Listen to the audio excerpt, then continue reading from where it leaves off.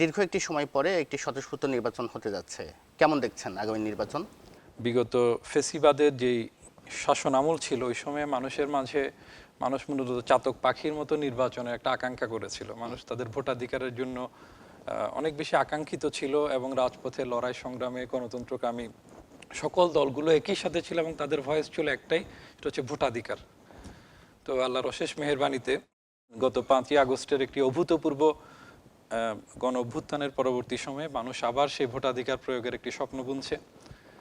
আমরা আমরা অনেক বেশি আনন্দিত এবং একই সাথে কিছু শঙ্কার বিষয় রয়েছে, যেটি রাজনৈতিক দলগুলোর পক্ষ থেকে বারে বারে বলা হচ্ছে যে এত বছর পরে একটি নির্বাচনের সুযোগ, যাতে কোনো অবস্থাতে কোনো প্রেক্ষাপটে নির্বাচনটা যাতে প্রশ্নবিদ্ধ না হয়, যাতে লেভেল প্লেইং ফিল্ডের বিষয়টি নিশ্চিত করা হয়, জনগণকে সমান সুযোগ দেওয়া হয়, জনগণ তাদের নেতা নির্বাচন করে নেবে।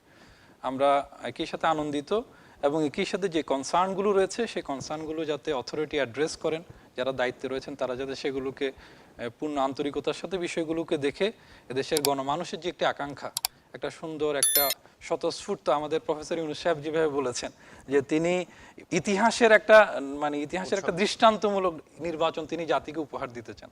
আমরা আশা করব তিনি তার কথা ধরে এই পথ ধরেই নির্বাচনের দিকে জাতিকে নিয়ে যাবেন।